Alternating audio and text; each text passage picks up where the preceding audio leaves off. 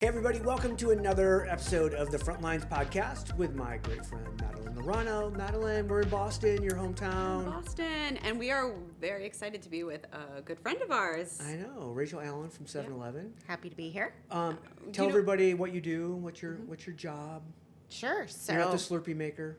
Unfortunately, no. That would be a great title. That would do be have a the really That cool would be like, title. I work at 7-Eleven. That should be the CEO's title at 7-Eleven. Yeah. Slurpee maker. Chief Slurpee maker? Slurpee Chief maker. Slurpee It's not a bad idea. I'll have to take that one yes, back. please change that. Well, I've told you guys this before, but I'm a boomerang. We actually have a lot of boomerangs, and I'm one of them. And so Isn't it great? It's good for culture. Like, to me, it always speaks to culture. we want to Oh, come back. absolutely. It's like people leave Yeah. and they're like, God, You I love know, it there. I always kind of miss that place. Nothing compared. Yeah. As my old boss that called me to come back, he said, "Time to come home." Good.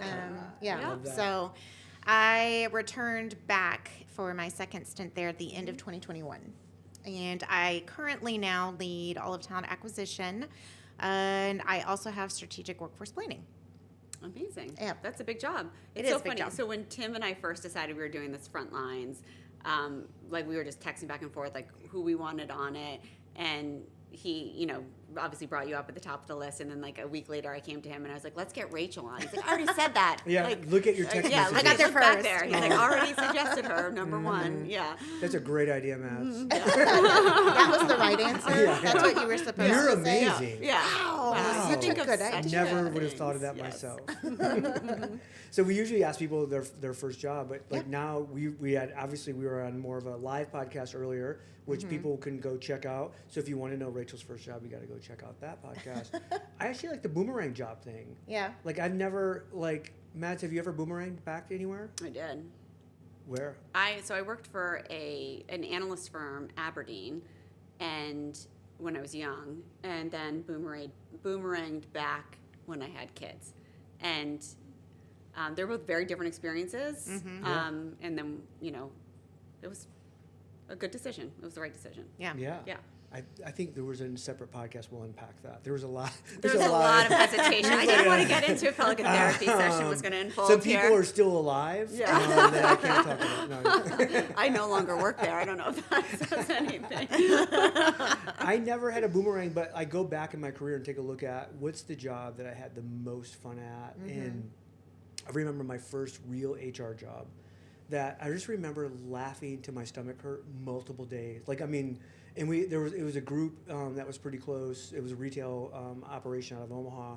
And I just literally remember going to lunch every day with these four guys and literally crying, laughing Oh, that's so fun. every day. Yeah. So then I'm always going, I don't know if I would want to go back to that job. I would want to go back to that time and place Yeah. with those Yeah. people. Yeah.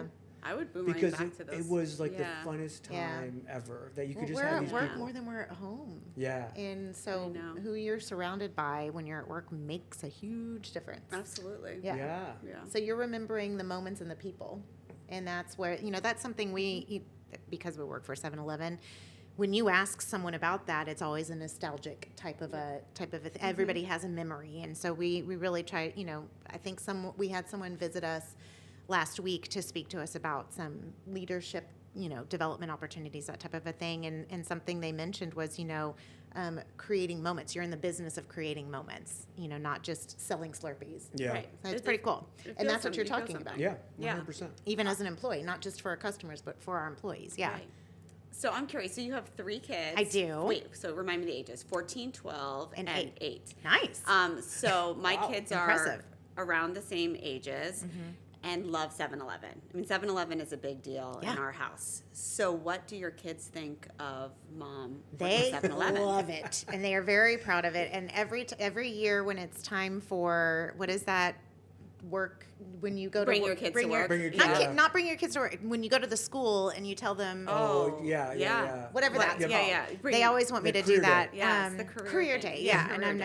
never, I haven't been able to yet. But they think it's really. But it was a long time before they realized I didn't work at the corner 7-Eleven right by our house.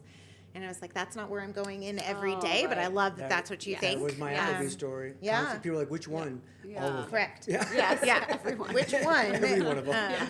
And, they still think that I get unlimited Slurpees and candy for free and get to bring it home every day. And Unfortunately, no, not unlimited. You would think for sure you would get free Slurpees. I think if I'm a corporate employee, it's the one thing. So if you hire me at 7-Eleven, Yeah. and the chief Slurpee officer, who's now the CEO that I renamed, so that's why you're hiring me because I have such great ideas. Sure.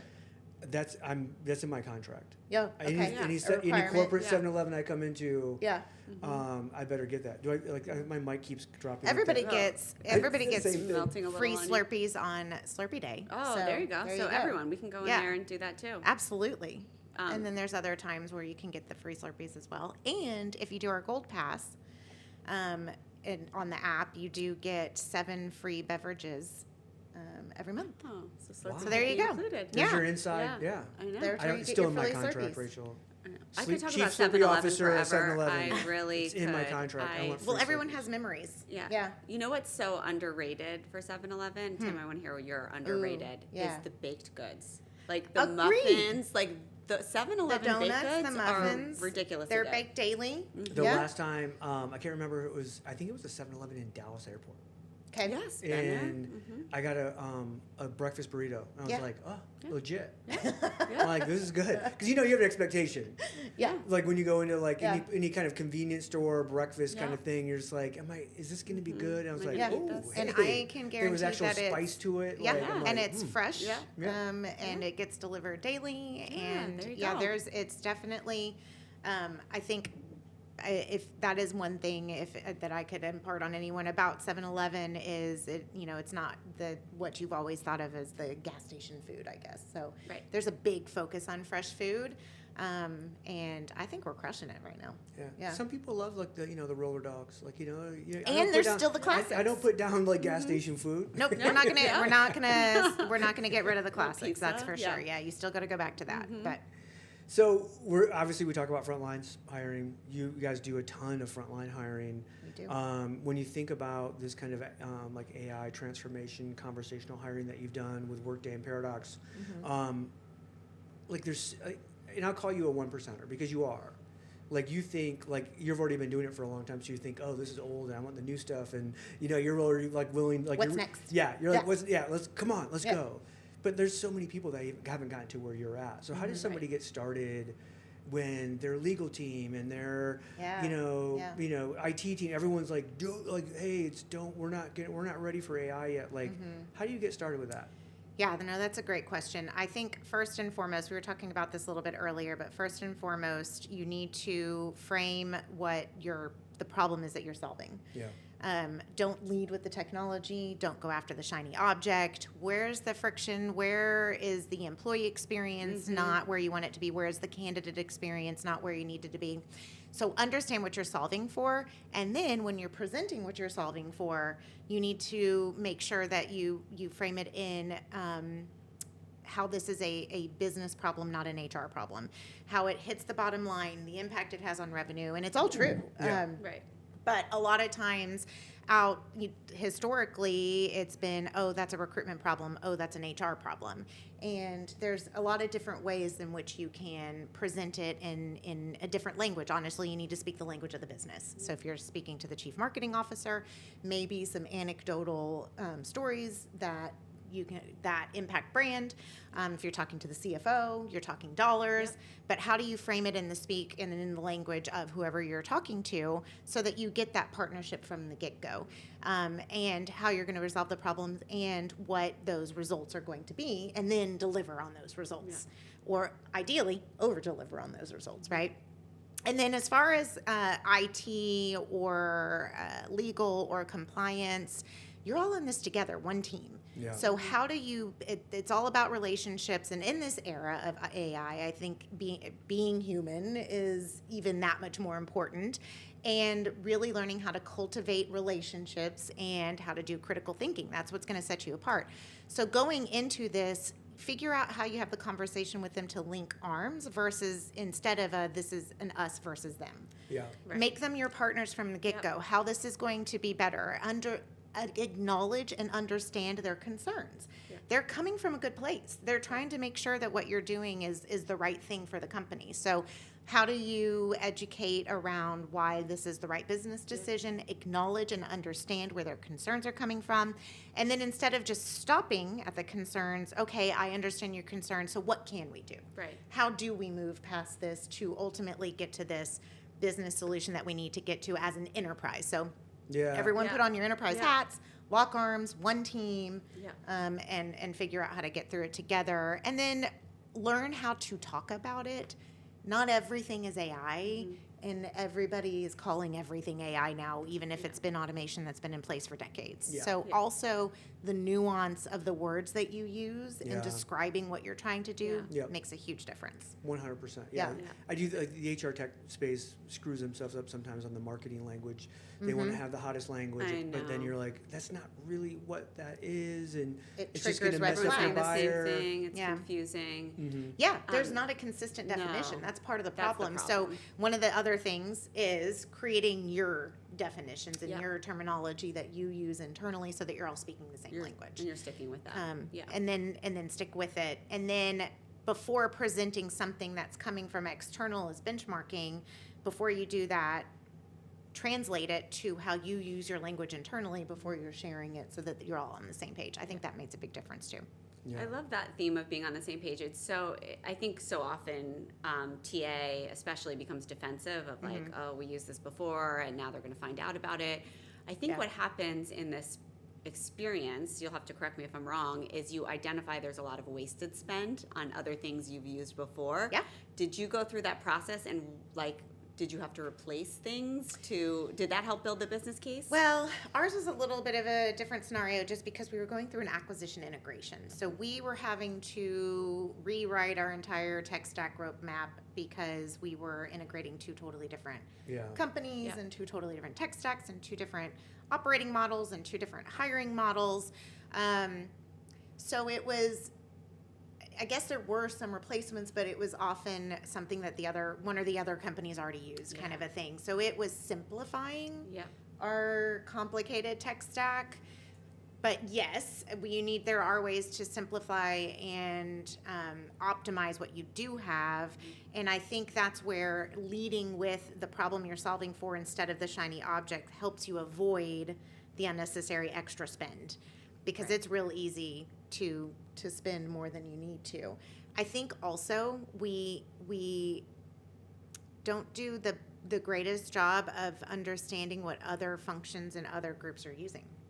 Right. And making sure you understand what everybody else is doing so that you're not duplicating efforts. Yeah.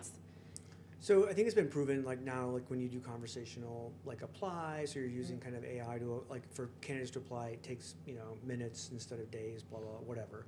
And then they Seconds. seconds. And then self-scheduling, so you're getting right from apply to a schedule for an interview very quickly. One of the challenges, and we hear this consistently, is, especially in a multi-unit environment, how many corporate locations do you support? Over 13,000 locations, but about 45% of that are corporate locations. So So you have thousands of these locations Yeah. and manager schedules, and how do you get the managers to be able to open their schedule and do all this? So explain how you guys handled that, because I think that's one of the biggest hurdles to turn that Agree. on. We had to think a little bit differently too, because on top of that, most of our folks may not have an email address, and there's a computer in the back room that everybody's sharing, and to think that they're going to constantly be checking a backroom computer for schedules is just not going to be wasn't realistic for us. And so we kind of did a 2-phase approach, and unique. I don't know that a lot of folks have done this, but we went live telling them what their window of interviews will be. Yeah. So that they're not having to look at a calendar necessarily and just, I can't remember what it was, but pretend hey, Tuesday, every Thursday, 2 to 4, right? Or emailing you the times Yeah. that they wanted to have blocked off. Right. Yeah. Instead, it was when we go live with this, whatever it was, every Tuesday, Thursday from 2 to 4, have someone just know that anyone could walk in the door Yeah. and be ready for that interview. And that was a huge hit. Huge hit. Highly recommend. If that makes everybody's business is different, but if that makes sense and is possible, then that's great. Then Well, once. you start off with 100% compliance. Correct. It's like hey, because that's the biggest thing is like, well, how are we going to get adoption and compliance? Like, just force it. Yeah. Like I know, like It's also it doesn't, fair. you know, Everyone gets has the equal same. opportunity. It's fair. Yeah. It's a test. Yeah. We're gonna try it. Yeah. And it worked out great. Yes.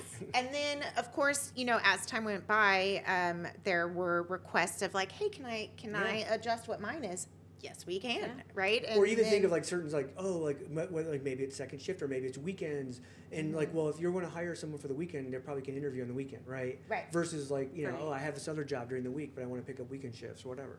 Right. So it was also to help meet our candidates where our candidates are and what their availability is, and you can get them in there sooner if you don't have it so limited.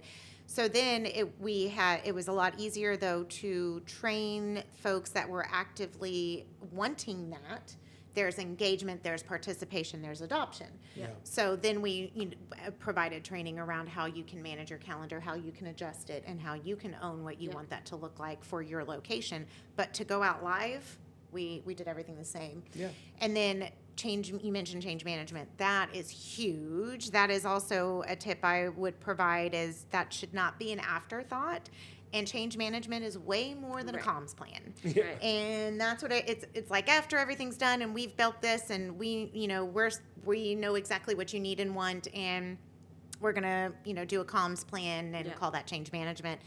You understand, yes, figure out who your stakeholders are that are the decision makers, but then also understand who gets impacted, who is going to get impacted by whatever this is that you're rolling out, and how do they feel about it, and does it deliver what you're hoping that everyone goes into with great intentions. Yeah. Yep. Everybody wants to help. There is absolutely no one trying to roll something out to make your life harder.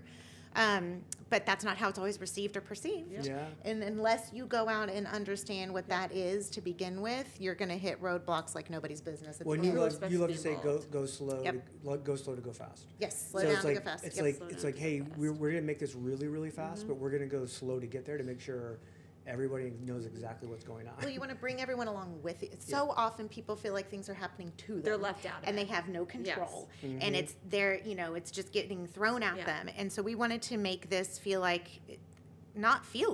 wanted them to be a voice in Part of it. how this was going to impact their life. Yeah. And so we really took that into consideration. In fact, we delayed the project overall. I was purposely late on delivering this because of feedback from a store leader. So we have something called an in-store experience, and we actually work at our location. So I was doing my in-store experience, and I was so excited. And I told the store leader, oh my goodness, you're going to be so excited. This is what's coming out.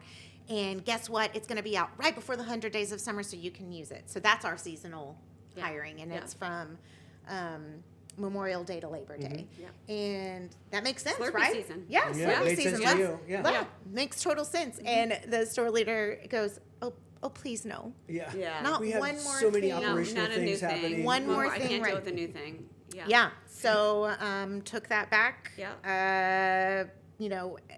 Took the opportunity to survey some other folks, have some more conversations, not just the one. And consensus was that would actually be harder, not easier.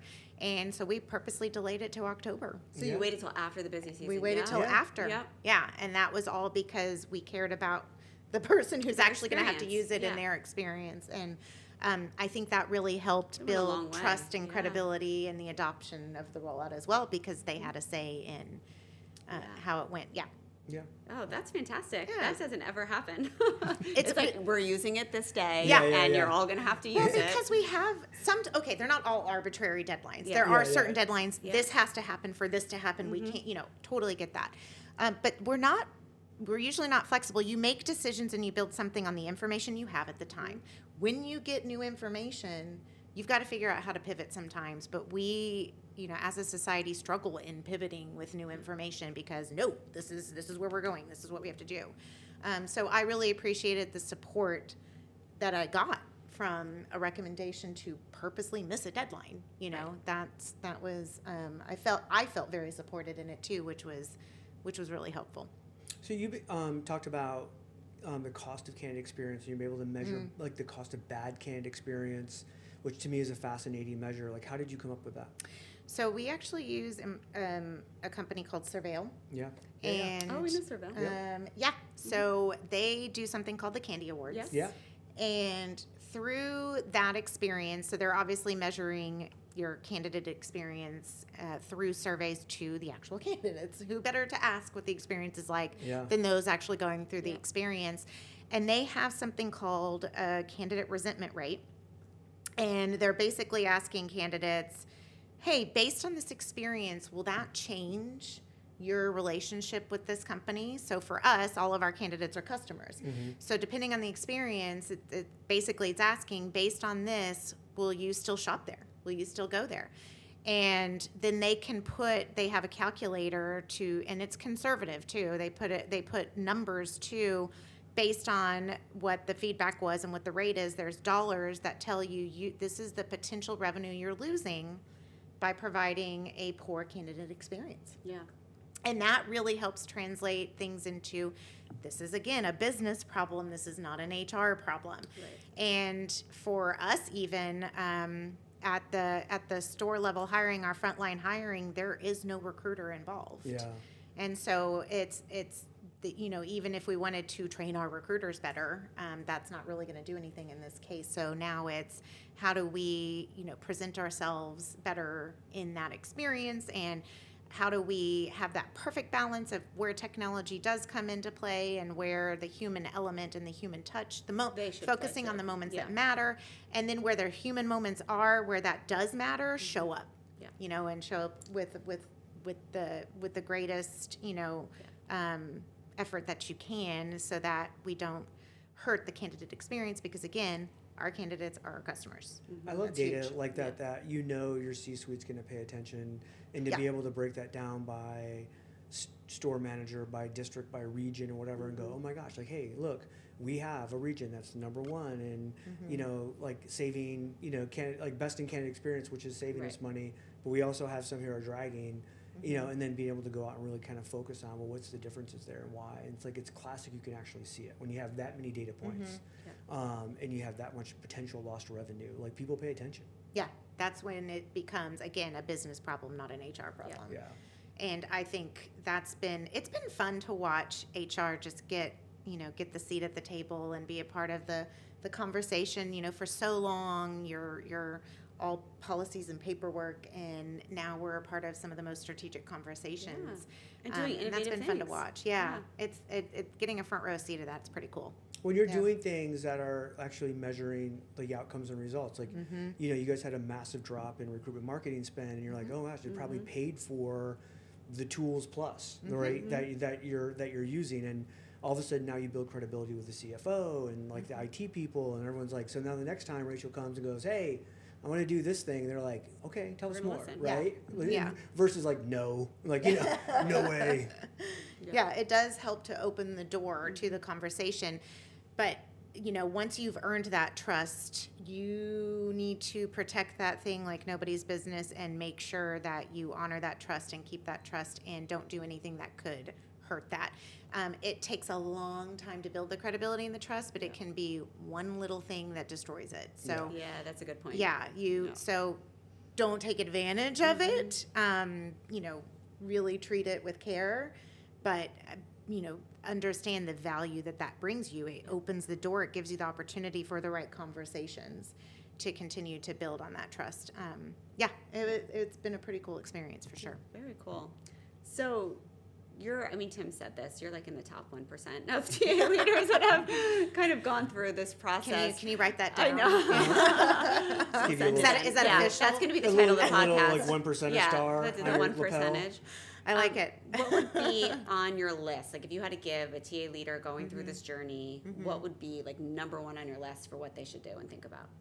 Yeah, I think being curious and open-minded, and not set in this is just how we've always done it, and having that innovative mindset, and then everything that I've just talked about, making sure that you get close to the business, make sure that your business acumen is up there, be known as a business person first that knows how to do HR versus an HR person. I think, setting your brand is huge. So setting yourself up to be successful in those strategic conversations, to be invited to those strategic conversations. And you do that by building trust and credibility. And you do that by delivering on what you say you will. And you get to deliver on what you say you will by making the right business cases, using the language of the business. So understand the challenges you're trying to solve for, interpreting it in the business language, building the credibility and trust by over-delivering what you say you're going to, and then you keep getting invited back to the table. So I think really making sure that your brand is one of, I am Team 7-Eleven first, and I know how to do HR. I think that makes a big difference. Yeah. I think it's critical. Like I've been told like throughout my career, like, hey, you're unlike every other HR leader or that has been around here, and it was always like in a positive context for the most part. But one of the things like I always did was like I got out in the field. Like I traveled with my ops leaders. I didn't see myself as the HR guy or the TA guy. So I'm a business leader. I'm your partner. And I want to come out and figure out how can I do something that's going to help what's going on out here. Yeah. And that builds the credibility. And then actually delivering builds the trust. But people always like, well, I don't know how to build credibility, and they sit in their office or they sit at home on the Zoom and they're never out. Or like, just chime in to say no. Just or seeing and feeling Yeah. the actual business of what's going on. And it's like, it doesn't take a lot. Right. Like, but you have to do it. And it might be uncomfortable, and you might feel like an idiot, and you might feel like you don't know what's going on. But people notice. The operations people notice for sure from that standpoint. And I think that builds, that credibility. Well, you both have had experiences where you're not just working for these companies in corporate, but you're actually, for weeks at a time, going and working in a 7-Eleven or in an Applebee's and talking to people. Yeah. And I think that's so important. It gives you a perspective that I think is so important and critical, and understanding. Again, like I said, everybody has really great intentions of what they're trying to roll out and trying to make, things simpler. But when you times that by hundreds of other people trying to roll out things that's going to make things simpler. Past experiences that were not simpler. Yeah. Oh my gosh. Right. Yeah. They have, Me being a field leader versus a corporate leader, Yeah. you really felt it, because it's like when you get into the corporate office, you realize, oh, it's just not TA or HR or benefits or whatever. It's every single function's thinking they're helping by building. Correct. Yeah. And then you have like a store manager, employees out there going, oh, I got this this mountain of crap that's being dropped on us.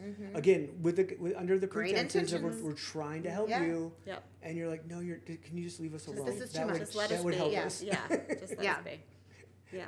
So when you think of like all the AI capacity saving, because that's like a lot of things we're turning on, again, not just TA, not just HR, but operations is turning stuff on, finance is turning stuff on, all with this guise of giving capacity back in a multi-unit environment to the manager, right, to the leader out there.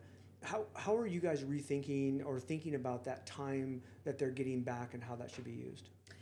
Yeah, so there's a big focus right now on, I talked about this a lot, slowing down to speed up. And that is so that we can make sure that we're getting the orchestration of all of this right, and visibility to all the things that are happening. And then, having that cross-functional view to what is going on, so that we can be strategic and intentional of how we repurpose the time saved. Because selfishly, if I'm saving time through, automating some of the hiring process, I want them to refocus on the onboarding and the training of those that hire, so that we increase our retention. Those are some things to do. But what about everybody else? Right? Ops is going to have some ideas of where they want to repurpose that time. Yeah. Merch may have some ideas. Yep. Other functions are going to have ideas of where they want to refocus those efforts. So I think it's important to get on, again, the same language and the same page as to how you want to reinvest or repurpose the time that you're saving through that, because everyone's going to have ideas. Well, there's always like the concept of, okay, yeah, we saved 8 hours, let's say, on average, right? Okay, that's average. It doesn't mean that a new store manager that like maybe that saved them less because they like Right. They or need more maybe time, a or- senior Right. manager it only saved them a couple of hours because they were already good at whatever, and so it's like it's always that kind of Or the like, store's been fully staffed and they didn't need Yeah. to, they didn't save But any we- hours because they yeah. didn't need to do anything. but we Yeah. see like this average of 8 and then we're like, okay, now we're gonna fill this 8 hours with stuff, Right. and you're like, then you overwhelm people. Correct. And you're like, okay, now we just increase turnover Yeah. because we killed them, from that standpoint. Yeah. you It's, have to be it's, very it's thoughtful about that, challenging. yeah. It's such a Tricky, challenge. very And tricky. sometimes also knowing when you don't you Right. just don't. Yeah. Yeah. Right. Right. Because Well, there's a lot yeah. of stuff not getting, that they wish they could get to Or already. they might have already Yeah. felt like my job was already 45 Yeah, hours. So like, yeah, now yeah. I'm just back down to a normal like work Yeah. week or yeah, whatever. Right? that too. Yeah. Awesome. How can people find you? How can they find me? Yeah. You can find me on LinkedIn. Yeah. Yeah, that's Rachel probably Allen, your best way. 7-Eleven, That's right, 7-Eleven, Rachel Allen. Queen of Slurpees. Yeah. I'll Show me take it. Slurpee Yeah. T-shirt. I'm gonna put on there 1%er though too. Yes, you that would should. I would Yeah. definitely put that. I was named a It's an 1%er official- TA leader Yeah. You by can the put our Frontlines pictures. podcast. Yeah, so it's Yeah. totally That should be right on the headline. it's totally legit, LinkedIn. right? The Yeah. Frontlines. I'm Yes. doing it. Yeah. Yes, excellent. All right, I everybody, stand by that's it. another episode for my great friend Madeline Laurano. I'm Tim Sackett, and we'll see you guys next time.